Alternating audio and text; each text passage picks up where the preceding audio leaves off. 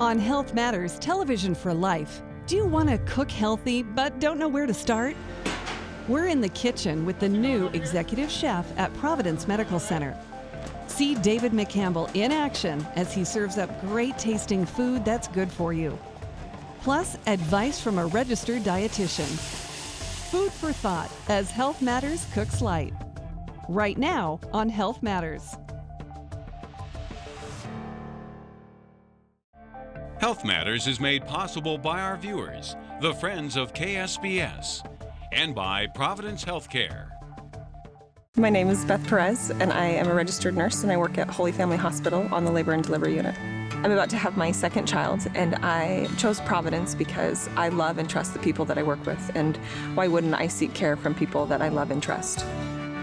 I'm Dr. Andrew Boulay, and when my wife had a cardiac arrest, I chose Providence because I knew that everything we needed for her complex care was available, from the emergency room to radiology to the nursing staff to the specialists we needed for her care.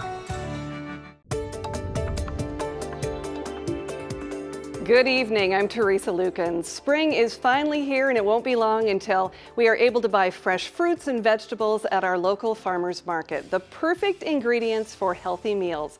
And here to share some of his favorite recipes with us is David McCampbell. Chef McCampbell is the executive chef at Providence Sacred Heart Medical Center. We're also joined tonight by Mark Oswalt. Mark is a registered dietitian and nutritionist. He works for Spokane Public Schools as a nutrition supervisor. He also teaches a nutrition class for chefs at the Inland Northwest Culinary Academy at Spokane Community College. So let's get cooking. So excited to have both of you here tonight. And Chef, we've got some great recipes that we're going to be cooking with some seasonal vegetables and meats. What are some of the things we're going to be making? Well, we're going to do a new potato, kind of a warm new potato salad with asparagus, peas, and pancetta.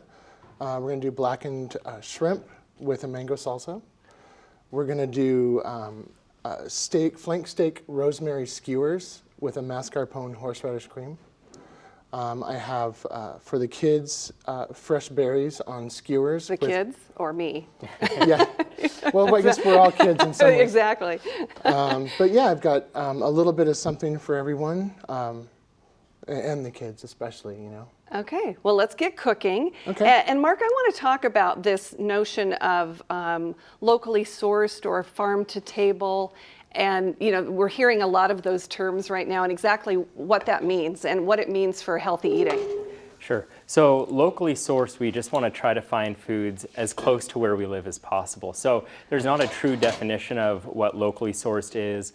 It can be anything from a 15-mile radius to statewide.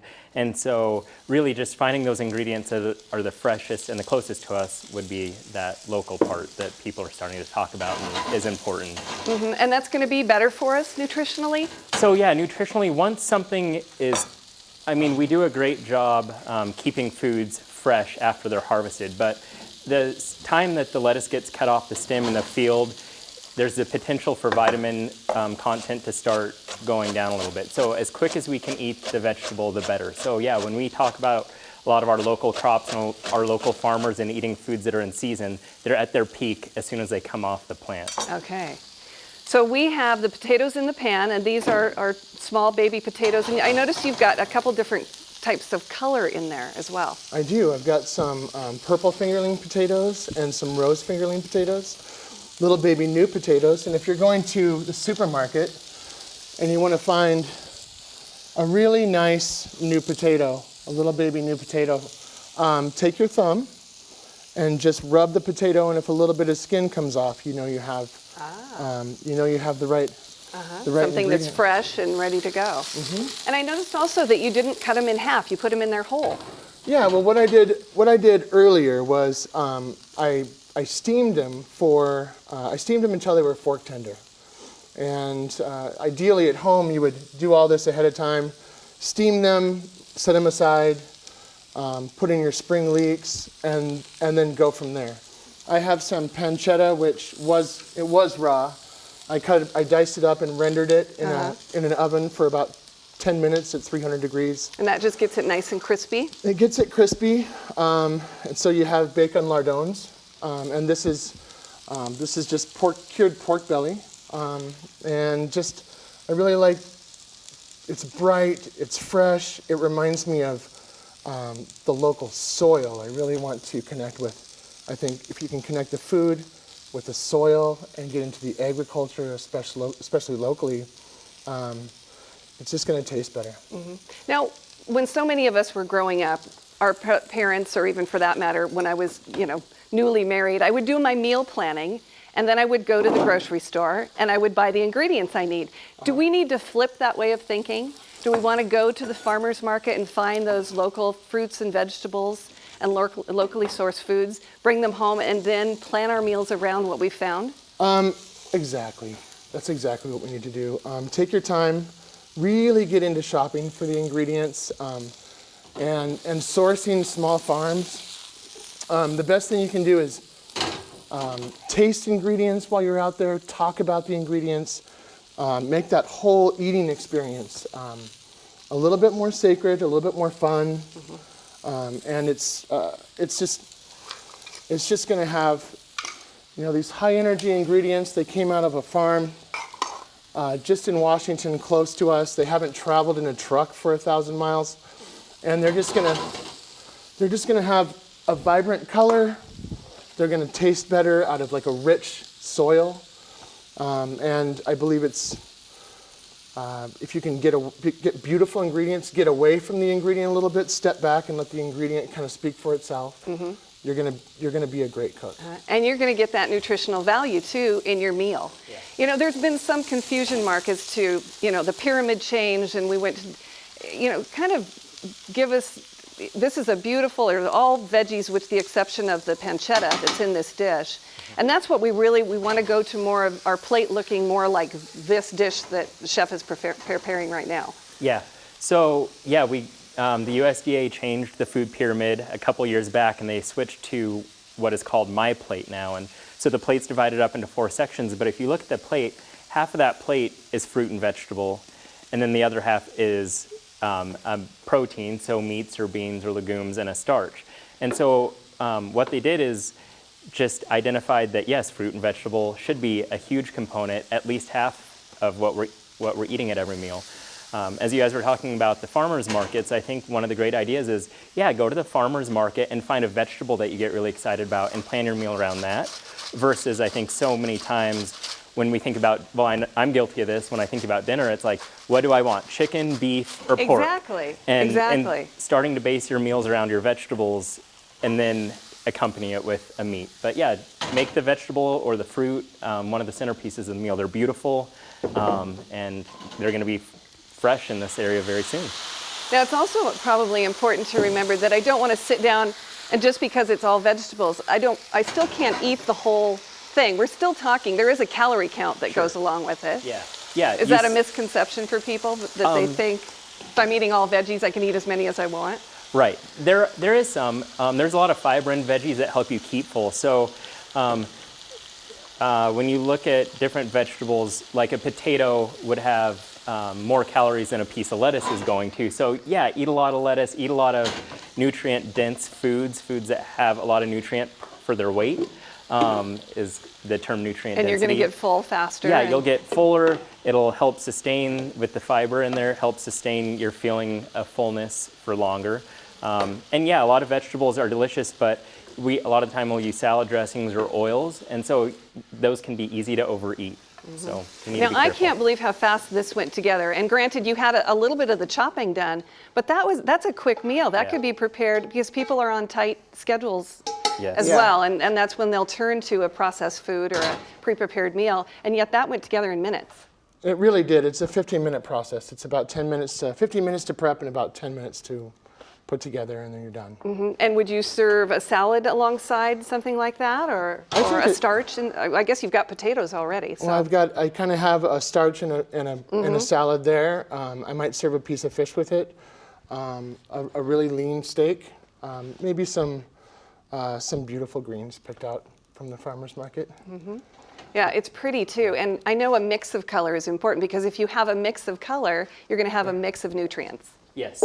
So yeah, green vegetables have a typical nutrient profile. reds. It's all about the vitamin content. Those help add color to the vegetable. So yeah, eating a wide variety just helps, a wide variety of colors helps you ensure that you're getting that wide variety of vitamins that you need in your diet. And yeah, this is beautiful. I mean, the purple isn't that potatoes, gorgeous? the That green, is a really, and smells really good. I wish we had smell-o-vision because the smells in the kitchen here are incredible. So what do we have up next? Okay, so next I'm going to do a fennel salad. It's going to be fennel, blood orange, and avocado salad with some crumbled chev and sliced almonds, and a few mixed greens. Just a really simple, just a simple, colorful, flavorful, something a little bit like spring. Blood oranges are not in season. They're just leaving, and we're going to go to stone fruit pretty soon. But just regular oranges, tangerines, whatever you can find work really well. Can you introduce our sous chef back here that's been helping out this evening? Yes, this is Michael Matthews, one of the best sax players in the Pacific Northwest. And a chef? And That's a chef. a deadly combination. And a chef. Basically, I wouldn't be able to do my job without some of the really strong cooks that we have at Providence Sacred Heart. Well, you have a big job. That's feeding a lot of people. So We do. We feed a lot of people. We feed 2,000 patients a day. Oh my goodness. Yeah. And you're switching everything over. You use a team concept when you cook at the hospital. So you come together as a team. You do meal planning. And again, it's based on what you can get in season. It is. All of our dishes are moving towards from scratch seasonal food. Really an emphasis on healthy eating. And Which makes sense for a medical center, a hospital. It really does. It really does. I mean, I believe medicine is food, and Providence believes very, very much in community, bringing people together and healing people. And I think food does all that, you know? Yeah, absolutely. Mark, you and I were talking earlier, and I said, when we were talking about doing the show this evening, and we're talking about healthy eating, some people will get turned off by that. They automatically think it's going to be food that's flavorless. They think it's, something they're not going to care for, and they're going to shut it out. But really, it's not what it's all about. It's really so much more than, we should relabel it, I guess, is what I'm saying. Yeah, it should, healthy eating doesn't have to be a bland boiled chicken breast with a green on the side. Healthy eating, as we're seeing tonight, can be beautiful, fun, interactive, and it just takes a little bit of know-how. The internet is so great for so many reasons, but one of them is recipes are just 1 or 2 clicks away, so you can look through recipes for a minute or two and find a seasoning profile that you like, and then that can, tonight he said we're gonna do a blackened seasoning, and that can be a really healthy seasoning profile. It has tons of flavor, it can be lower sodium, and so you can get great flavor without having to overdo it with salt or overdo it with other things that we typically try to stay away from. So, Okay, we've got our ingredients ready to go here. I've got some ingredients ready to go. I just want to talk about them just a little bit. Okay. I shaved this fennel, and this is a fennel? Yeah, it started like this. Let's see here. See, a lot of people would see that at the farmer's market, grocery store, and walk right by it. Yeah. Because they don't know what to do with it. Well, yeah, it's just, something that just... And this has kind of a licorice-y flavor. It is a bit anisey, for sure. And I think you want to go easy on it for that reason. And really, I think everything in moderation, and you're going to find healthy eating there. I wanted to save some of these fennel tops. And then what I did really quickly was you cut it like so, cut it in half, and then what you're going to have is a bit of a core there. You're going to want to take the core out. Take the core out, and then I brought a mandolin, but I don't think I'm going to use it so much. But a mandolin is something that you can buy for about $50, and it'll save you from having to shave. Basically, you're running it over a blade and just doing that quick chop on. Oh, there's right there. Yeah, I can show you guys. I guess I can show you guys just a little bit. I think every kitchen needs to have one. Well, speaking of, what are some key tools other than a good knife, which we all should have a good knife in the kitchen? What are some other key tools? So key tools, you should have a zester, a peeler, a good paring knife, a really nice sharpening steel. You want to keep everything as sharp as you can. Definitely invest in a good knife. Spend the money, buy a great knife, something that you connect with. Really make eating something that connects you with the food, with the earth. And then you're going to be more likely to get into the kitchen and really enjoy preparing the meal as much as you do eating it. Exactly. Yeah. Now, Chef, you have kids. I do. Is this a tough sell for kids? You know, Or do you just start them off young and that's what they know? well, you get them involved. Yeah. And you try and make some things sound more fun than they are. There's a few little tricks of the trade. I can show you a little bit later. We're going to do grilled beets on a quinoa salad. And you can take some of those shaved beets and toast them off in an oven. And then you have beet chips for the kids. And, you can get them just doing little things. They can clean the greens and just being with you. And I have to say hello to Carrie and Leo and Quinn, my 5 and 6-year-old boys. They're why I'm here, basically. Yeah.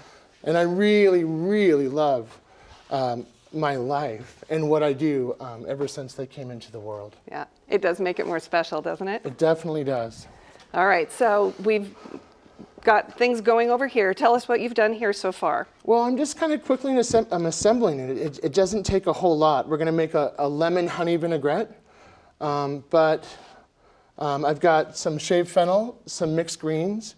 I'm going to put a little bit of chev, crumbled chev on there. I'm going to take, let's see, I've got a mixing bowl here. And Mark, he's going to make his salad dressing. How much better is that than what we can buy off the shelf? It can be considerably better. So if you go to the grocery store, I know it's not the most fun thing, but read the label. So pick up the salad dressing. If there are things on there that you know shouldn't be in a dressing, then put it down and try to find a different one. If you can't pronounce it, If you can't pronounce it, yeah.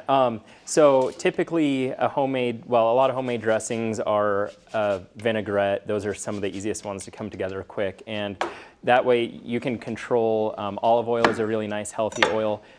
Like I said, there are some really great salad dressing makers out there, but a lot of them do rely on some of the cheaper oils that might not have all the health benefits that a nice olive oil might have or something like that. And they go together quite quickly. I think people are intimidated by something like that, but what have you put in the bowl so far? Well, right now I have a little bit of lemon zest, Okay. Juice of 1 lemon, and I'm going to add some honey.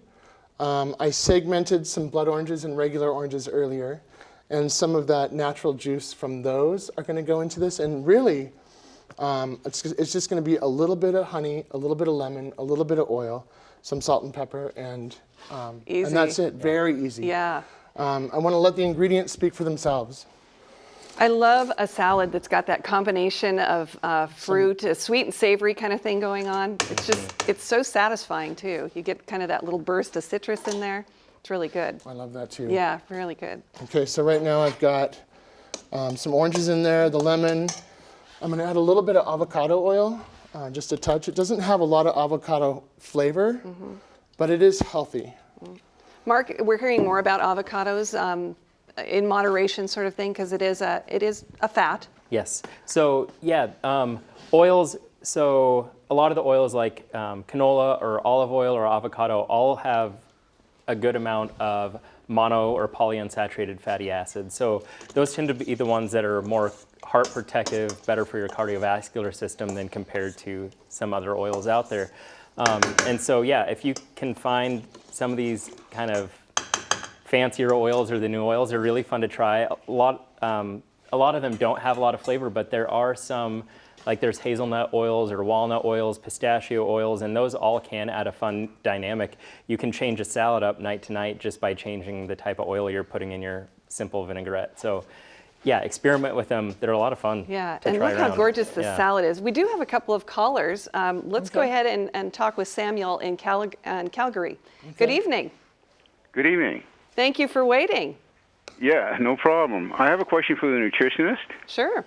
I was wondering what your opinion is of the 4 blood type, 4 diet theory.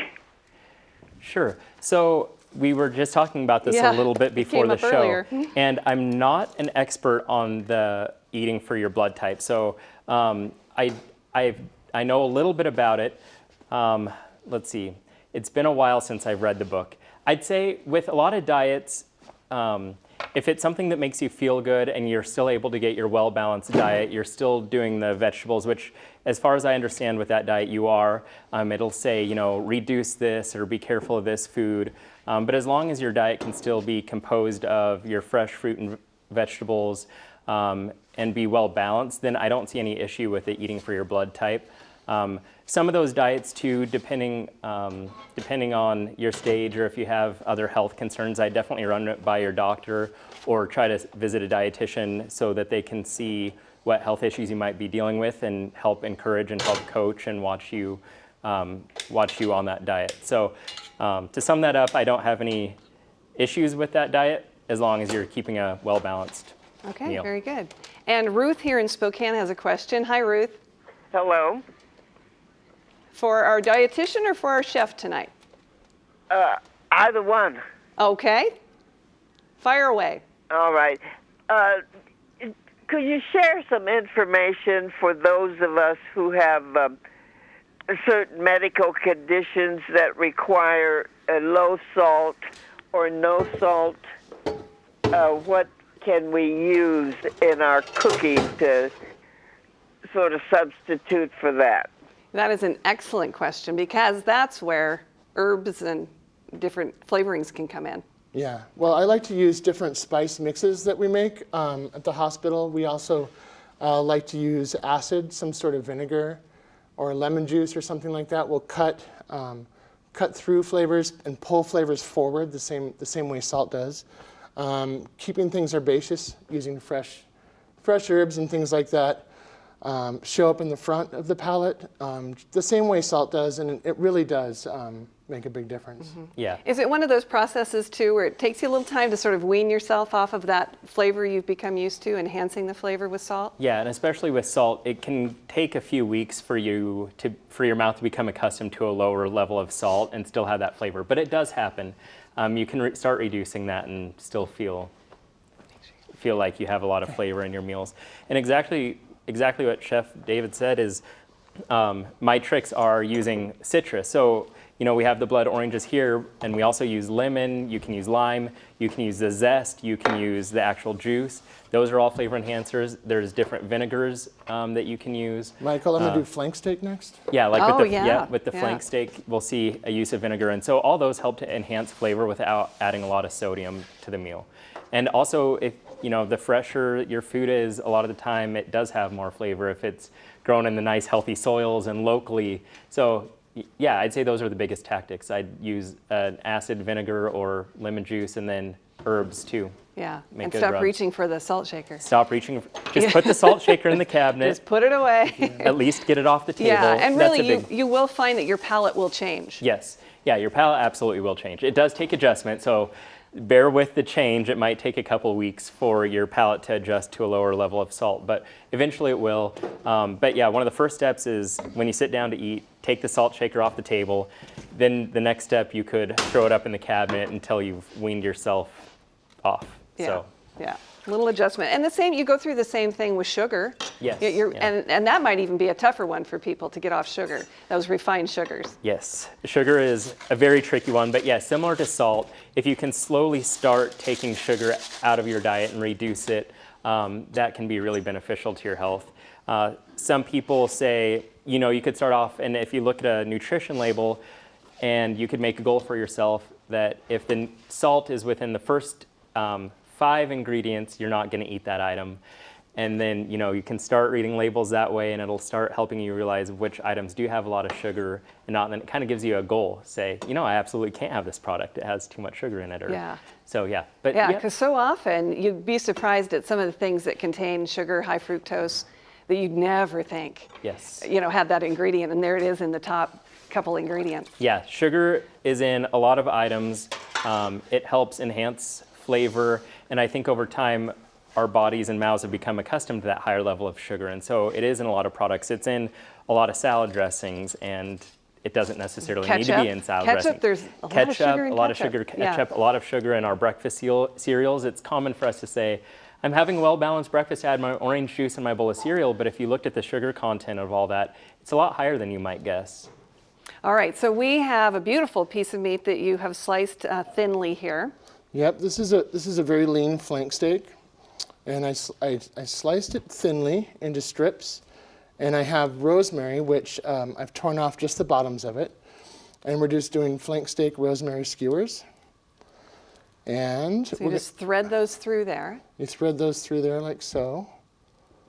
Those are beautiful, yeah. Yeah, I know. And it's a lot of fun. A beautiful dish. We have a shorter growing season up in the north than some other southern areas, but things like rosemary just grow prolifically in this area, and you can winter your rosemary. It can stand some cold, but if you bring it closer to the house, you'll have a better chance. But yeah, something like this is fun.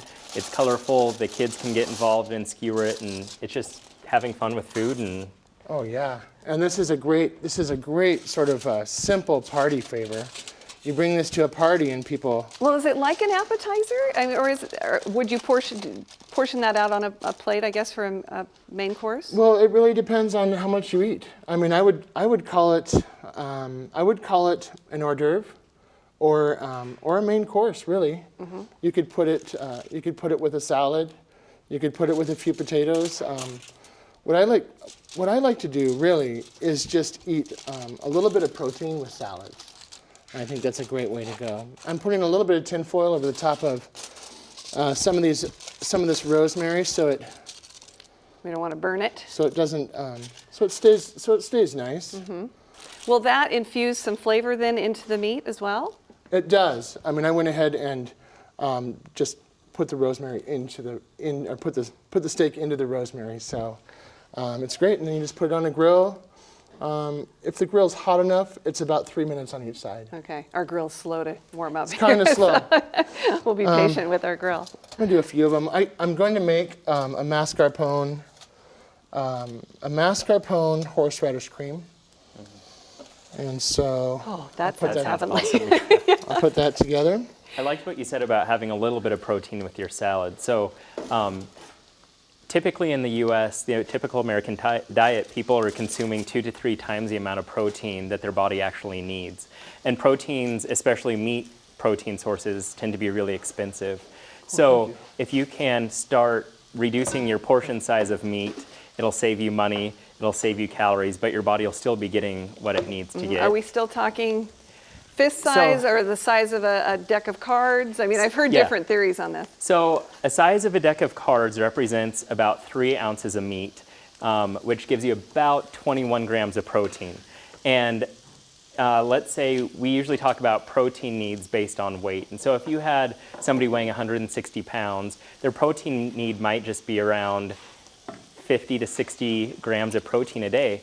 And so if that little steak already had about 20 grams in it, you can get your full daily protein needs in a 9-ounce steak in restaurants a lot of the time. Yeah, when you go out getting to eat, a slab of meat. You get a slab. Yeah. And then when you go home and cook something the next time, your eyes are used to seeing a big slice of meat. And so we just have started eating more protein, and it can be expensive, and different proteins have different fats and different amounts of fat. So it can be good to watch out our protein, and just make the portion smaller.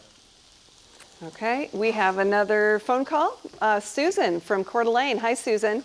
Yeah, hi. A couple of suggestions. My father was a nutrition expert at Stanford before his time, but I wanted to say that protein comes in all forms. If you're over 50 years old and you're a female, for example, I weigh 120, so I need 60 grams a day, but it doesn't necessarily mean just meat. There's all kinds of forms. The other thing I really wanted to bring up is the sugar curse. Grams of sugar, there is, nobody should have more than 26 grams a day. A teaspoon equals 4 grams.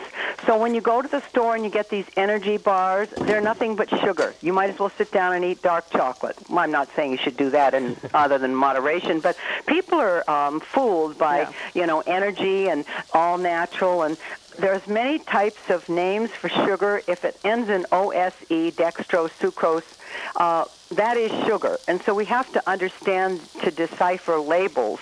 And salad dressings, if you buy them in the store, can be loaded with sugar, and that's more detrimental than the kind of fat. So sugar is really the curse of the day right now, according to health experts. And it's in pop, well, nobody should touch pop to begin with. But there are many names for sugar, and a lot of people that go to health clubs, because I go, and I'll say, what are you eating that for? A protein bar. It's not healthy. Take your banana instead. So sugar, and I'm very glad for the advice on spices. One last suggestion, if you want them to go through the winter, throw soil over the top of them. I live in Hayden, and it's cold as heck here, but I throw soil over the top of my herbs, and they last through the winter. Oh, that's interesting. Yeah, those are that great is tips. excellent. Yeah, Thank you for Susan, the thank tip. you so much. She knows her stuff. Yeah. Yeah. So, there's sugar is being looked at a lot currently, and any way that you can reduce the amount of added sugar into your diet. So that table sugar, because we know that fruit has a decent amount of sugar content to it, and that does count toward the amount of sugar that we need to eat. So when we do eat sugar, we need to make sure that You're counting everything. Counting everything. Yeah. But at least if we're getting our sugar in fruit, it's also with fiber and vitamins, versus if we choose to get our sugar out of candy, that doesn't always have the vitamins that the fruit would have. Yeah, so there are some good sugars and bad sugars? Yeah, you could In say a- good. in Well, regard? yeah. So typically simple sugars are ones that are really sweet, that are found in candy or found in fruit, and those have that really intense sweet flavor. Those can also affect your blood sugar a lot quickly because it's absorbed into your body quick. So you do want to be careful with those. If you're eating a piece of fruit, it would be not a bad idea to eat it also with maybe a slice of cheese. Like I love having an apple and a slice of cheese, because having that fat and the protein as you're eating the apple will slow the effect of the blood sugar. And so pairing some of those sweet things with Excellent. things that'll slow down Yeah. digestion are very helpful. All right, tell me about your dipping sauce over here, because we watched you put everything together, but what's in there? Okay, so this is really simple. Some prepared horseradish, some mascarpone, which is an Italian cream cheese. You can also use creme fraiche. They're made very similarly. And a little bit of cream. Now, if you don't want Just to to use... kind of loosen it up a little bit? Yeah, just to loosen it up a little bit. And if you don't want to use cream, you can use yogurt. You know, he's using mascarpone, and people might go, oh my gosh, you know, this is a fatty product, but that's not a bad thing necessarily, right? When it comes to a nutritional value and Yeah, our diets need to contain, there's fats that are essential that our body absolutely has to have, and there's fats that aren't essential and they might taste good, but we don't really need them. So yeah, a well-balanced diet, having a little bit of everything is great. And so with dishes like this, the fat that's in that cheese will be used to enhance a flavor. It's not the main staple of the meal. So using fat sparingly, that term has been around since the food pyramid. It's been around a long time. But yeah, using your fat sparingly to help enhance a flavor, that's just fine. It's just when we become dependent, or we're smearing a half of inch of butter on our toast or something like that, when it can negatively impact our health. Yeah, But, we're hearing a lot about dairy products, and it seems to be a trend going back to a more whole fat dairy product, finding out more about the nutrition behind that. Yeah, so there's some information coming out looking at the health benefits of eating a whole fat dairy versus a non-fat dairy. And I wouldn't go out and change your diet completely around at this point. We still need a little bit more information to come out from that research. But the thought is, how I mentioned you want to pair your apple with a fat to slow down the absorption of the sugar into your blood. That's kind of a similar thought with dairy, where if you have a dairy product like a non-fat milk, pretty much all that's left in that milk is protein and carbohydrates. Versus if you had whole fat milk, it would have a decent amount of fat in there to help slow down the carbohydrates that might be raising your blood sugar. Yeah. So it makes sense. It makes sense, Yeah. but again, there still needs to be a little research before the USDA decides to release new information. So I wouldn't say to go fully to full fat dairy products, but it's not as negatively viewed as it once was. Okay. All right, beautiful. Look how wonderful that presents too. Yeah. Again, pretty food is going to be food you want to eat. Exactly. Yeah, that is gorgeous. You eat with your eyes first. Yes, you do. Well, we have Elaine from Calgary. Hi, Elaine. Hi. I just wanted to make a comment. I never got to the phone fast enough because I'm busy cooking. But healthy, I hope. Healthy, yes. Oh, Mrs. Dash. I'm not sure how many people realize how much Mrs. Dash is handy for cooking. It's salt-free. Mixing bowls as well. And it has it's salt-free, and it has a little bit of a spicy taste. But I use it for cooking when I'm cooking with it. I use 1/4 teaspoon. And if it's just fresh, I just sprinkle literally a few grains of this salt on top of whatever I'm making, and it's really very good. Mm-hmm. And you buy it in the same section as you buy the bouillon cubes and things like that. Yes, and in fact now I believe they've got a number of different varieties of that type of product, and again, a great flavor enhancer without adding the salt. Yeah, are you a fan of products like that? I know you prefer fresh. I'm a fan of sea salt. Mm-hmm. I think that it goes a long way. A little bit goes a long way. So you can almost make a dish without any salt and finish with just a little bit of Himalayan sea salt or something like that. But something like a Mrs. Dash, where it's that combination of dried herbs, is good to use? I'm a fan of that. Yeah? Anything in moderation. Really, I think moderation is the key. Mm-hmm. Mark? Yeah, so those dry herbs, as we were talking about before, how to enhance flavor without relying on just salt to do that. Mrs. Dash is a great product line. They have, I'm not endorsing any particular, but they do have a variety of different seasonings now. One nice thing to do also, what I started doing is making my own Mexican seasoning. So I'll buy all the ingredients that dump into a Mexican seasoning, and now I have my own shaker of Mexican seasoning. And Mrs. Dash does that work for you, but it can also be really fun to come up with your own herb blends at home. Yeah, and if you do grow herbs in the summer, it might be nice to invest in a dehydrator so you can keep your herbs year-round, things like that. So yeah, Mrs. Dash and those mixed herbs are wonderful to have. They're kind of the convenience food of home cooking, scratch cooking, but they're great. Yeah. Okay. Next dish is up? The next dish is coming right up. It's going to be blackened shrimp with mango salsa and butter lettuce. And then I'm also going to show a little thing that you can do with it on the side if you're doing a catering or something like that. I have little mini mason jars. And you can do kind of a little bit of a 7-layer thing where you put black beans in the little jar, a little bit of sour cream, and you can put the mango salsa and shrimp on top of that, and then close the jar and bring it to parties and things like that. Oh, so how slick! I'll start off on some of this. I love that idea. So I've got, let's see here. I've got some prawns, and for convenience, I went ahead and have they're already cooked. Mm-hmm. They're already deveined. They're already cooked. And what I wanted to show you guys was a basic blackening spice blend. The recipe's on the website, correct? Yes, all of the recipes that we're cooking tonight and a couple bonus recipes as well will be on the website at ksps.org. Cool. So just a few prawns here. Okay.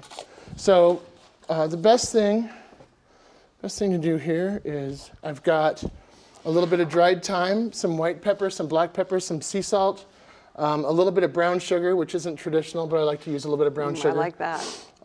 Blackening actually is a term that comes from, it's Cajun cuisine. Yeah.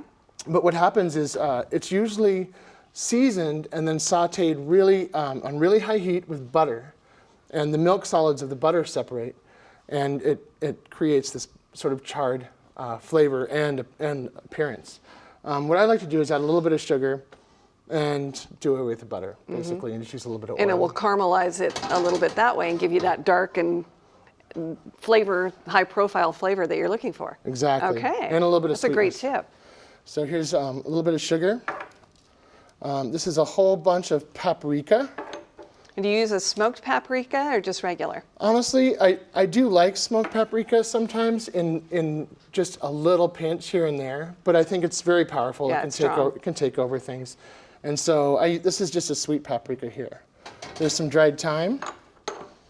And yeah, that smoked paprika I love using in the winter when it's too cold and I don't want to light my grill up, but I want that. Yeah, you want that strong flavor. Yeah. There's a little bit of cayenne there. Hopefully That's not a little bit of cayenne. Hopefully not too much. That's going to have some kick to it.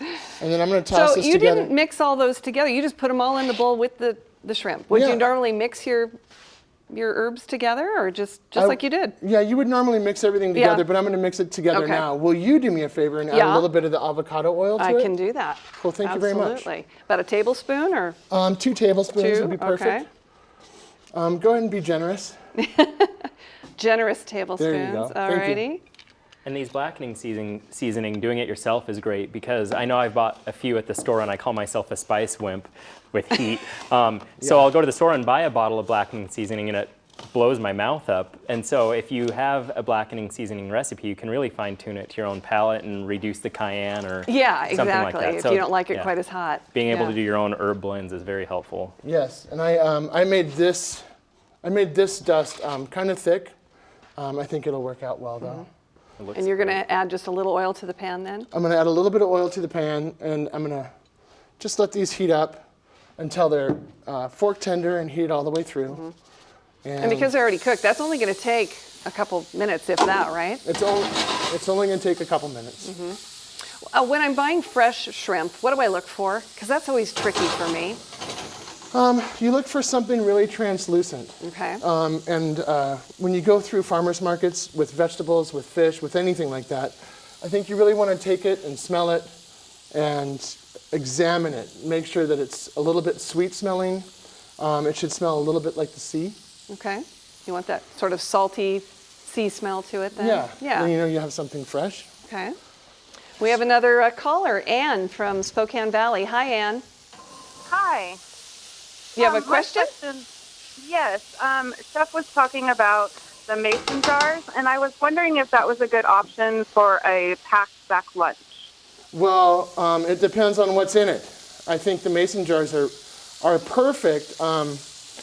You know, the bigger mason jars would be really good for that.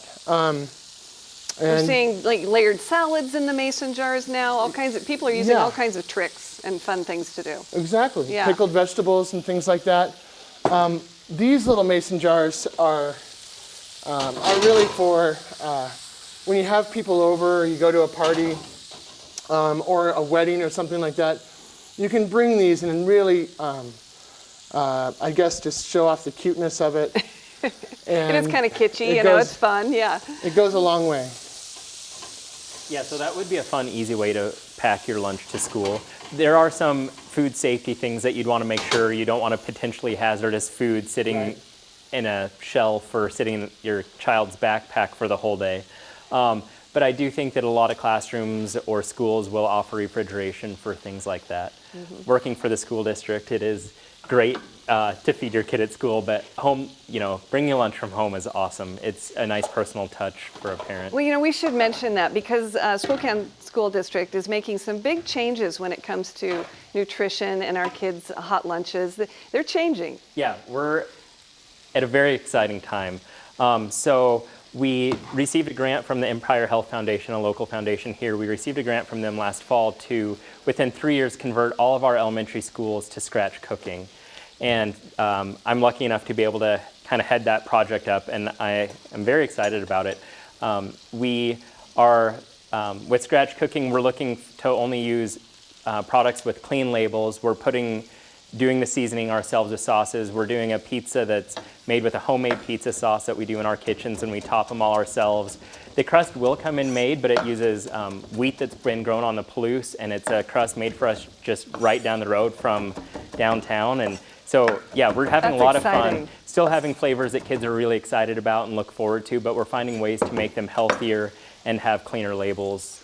It's very important to give kids good nutrition and teach them at a young age that food can be delicious, fun, and easy. Well, That's we're going to have huge. healthier adults if we can start them at that age. And we know we have a problem in this country with obesity, with type 2 diabetes. We just had a Health Matters focusing on that. And we need to make those changes and go back to healthier cooking, for lack of a better word, It's easier to learn a behavior than it is to try to change a behavior. So that's that thing. If we can teach kids healthy eating, then when they're adults, they don't have to work on years of changing habits. They're starting to develop those habits young. So yeah, it's really exciting to be able to offer the students fresh, healthy food. And we're trying to do local foods also. For next year, we have some local potatoes coming in, some local carrots to do on their salad bars. And so it's really great to be able to keep that in our community and utilize the farmers in our area. So. Okay, talk about what we have in the bowl, Chef. Okay, so I think this is fun for kids. You can do mango That's up. beautiful. And this is just a kind of a Caribbean salsa. It's a mango salsa with a little bit of serrano chilies, red peppers, a little bit of green onion and fresh cilantro. I'm going to squeeze in a little bit of fresh lime juice, and I think that'll be good. Keeping it really colorful and really, really simple can be a lot of fun. Yeah, that's going to have a nice bright flavor to it. It Perfect will be. with the spiciness of the shrimp. Exactly. And yeah, Michael, what a great pairing. Will you bring over a mango for me? We have another phone call. We want to get Al from Spokane in on the conversation. Hi, Al. Hi. Just have a quick question for you. Sure. I make some European-type dishes and Russian occasionally, and they call for dried cottage cheese. Dried cottage cheese, huh? In the Northwest, I haven't been able to find a place to buy dried cottage cheese, so you get stuck in buying regular cottage cheese. Then you wash it and let it sit in your refrigerator and drain for a couple of days before you can use it. People who have not used dried cottage cheese, you can put all sorts of spices on it, caraway seed, whatever you'd like. And you don't get all the cream and whatever in regular cottage cheese. You get a real good cottage cheese that you can mix with salads or just eat it as it is.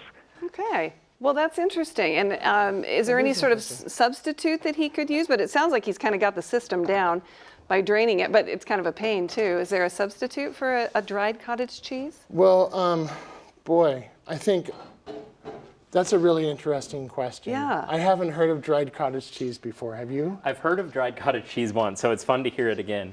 And from what I understand is what he said, it's just the same process, although it's drained so it's a little firmer and you don't have all that extra liquid in there. I do know that I would check with your local grocery store, and like you said, they might not have it.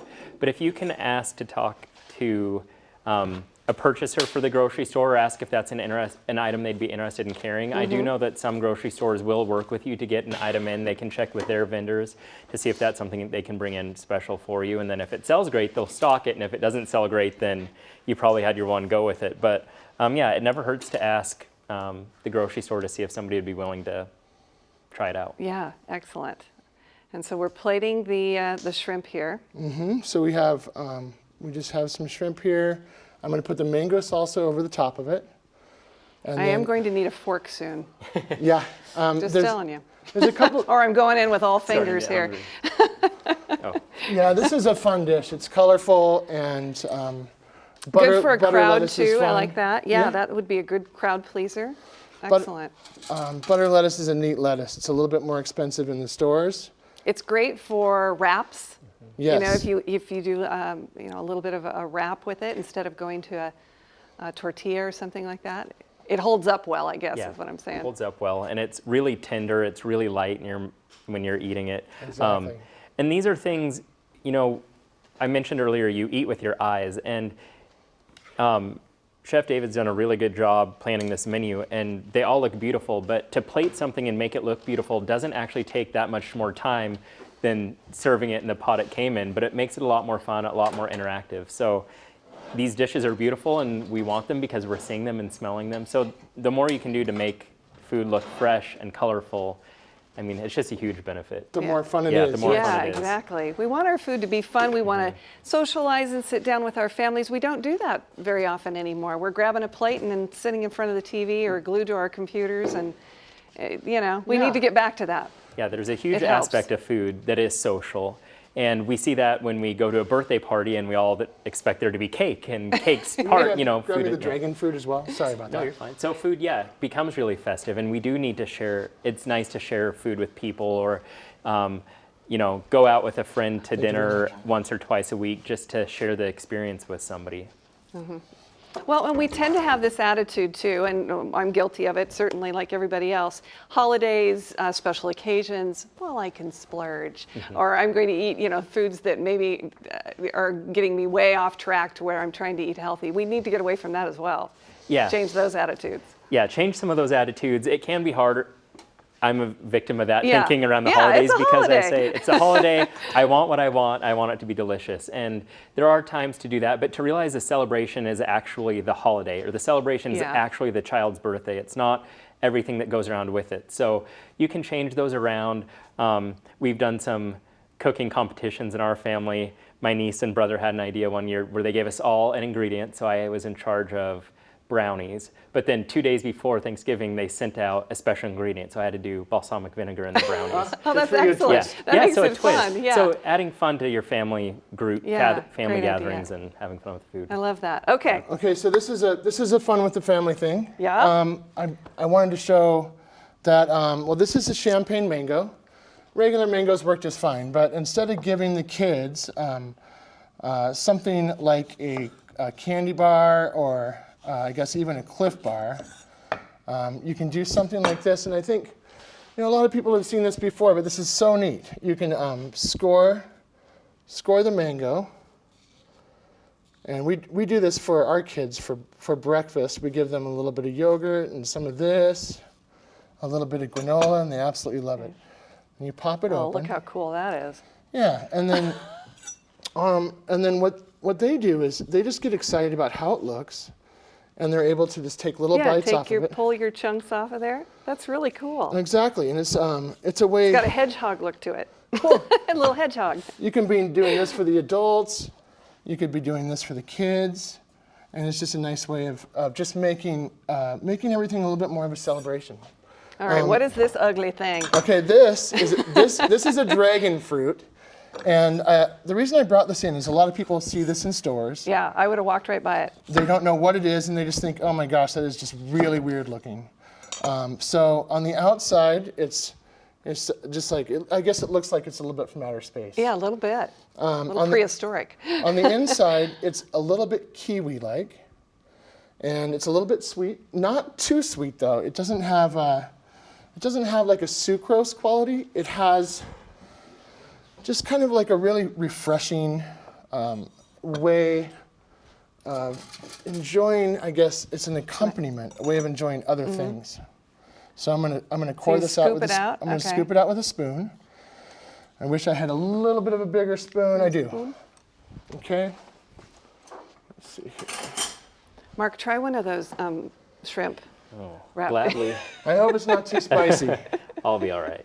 If smoke starts coming out of his ears. Yeah, you just told us he wasn't big on heat. Yeah. I'll be all right. So I'm gonna dice this up just a little bit, and I think it's just kind of a fun. And it looks like it has I haven't touched it, but I don't want to touch it. Like the texture of a kiwi as well, kind of that little give to it. Yes. Yeah. The outside is bitter and really tough. You don't want to eat that, but it's pretty. It's kind of fluorescent pink or fuchsia. Yeah.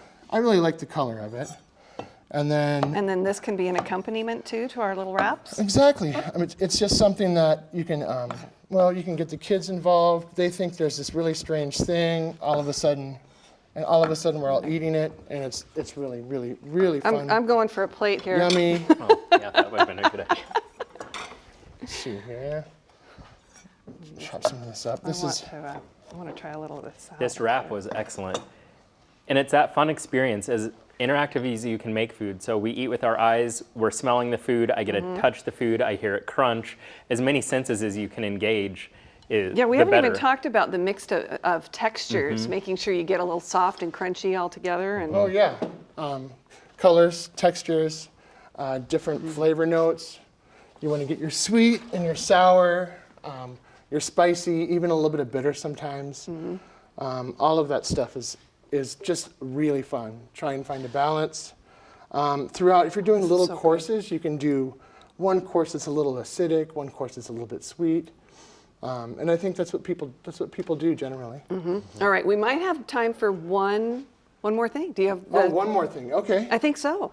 How about the strawberries? Okay, let's do the fruit skewers. Okay. They're really All right. fun. We got 3 minutes. Can you put them together in 3 minutes? I can. Excellent. Okay, and Mike. this salad is to die for. Okay, Michael, let's do it. Yeah, all this is so beautiful. Isn't it pretty? We've got beautiful food, great tasting food. And there was a little bit of prep done ahead of time, but within this know it. hour, all this beautiful food with these great flavors. Yeah, it happens quickly. Yeah, we tend to think it's going to take us hours. I don't have that kind of time. I can't get in the kitchen. Right. Look what we've done in this short amount of time here. Without going to a fast food place or convenience, we're doing some really Just fun a little stuff bit of at home. thought ahead of time. Yeah, a little bit of planning. And I think that can be hard. I think culturally we've come away from slow foods of making the food and interacting with it, and we've become more dependent on quick food items, whether it's a box of noodles and ground beef that we put together. But if we can, just put 30 minutes to an hour of thought, it has huge positive health benefits in the long run. We just need to be a little bit more thoughtful about what we do, getting things prepped and having fresh ingredients on hand. And practice, I mean, it takes, chefs are trained and they've been doing food for a long time, so allow yourself to mess up a dish or two, but go back at it, figure out what went wrong, try it again and practice, and you'll get faster with your knife skills, you'll get faster with all that. Adventure. Yeah, yes. exactly. So have important. some fun in the kitchen. Okay, so get back to that. Okay. Really quickly, what we have is this. We are running short here. Okay, so I've such got delicious food. I've got these fruit skewers, and we just did. You can do pineapple. You can do pretty much anything. We've got blueberries, blackberries, and strawberries here. We just went through skewers, and the kids can have a lot of fun doing this as well. So they can help skewer it. They can help pick it out in the store. They get to cut it. Yeah, and then eat it. Supervise and then eat it. It's Exactly. that interacting and exactly. It is a interacting lot with of your fun. meal. Okay, so we want a little bit of dip to go with this too. So what are we making? Well, I picked out a nice organic Greek vanilla yogurt, and I think just find. And nothing. You don't need to do anything to it. I'm not going to do anything else. Oh, perfect. Yep, and they honestly absolutely love it. It's just something very simple, very colorful, and it's a lot of fun. And it adds that my different gosh. texture, adds a new color, different flavor. Yeah, that's awesome. Yeah, and again, all of the recipes that we prepared here tonight and a few bonus recipes from Chef David are going to be at the website at ksps.org, and we are going to feast tonight after the show. The food is incredible. The smells in the kitchen tonight. Both of you, excellent job just getting us through this, giving us some really great information. And easy tips to use in the kitchen, and I so appreciate that. And I think we're all set on a course to eat healthier. And eat tonight. Yeah, absolutely. I'm getting my fork warmed up. Thank you very much, So we Teresa. hope that you will be back with us on May 19th when our topic will be vision. We'll be focusing on that, no pun intended. I'm Teresa Lukens. Have a great night. We'll see you next time.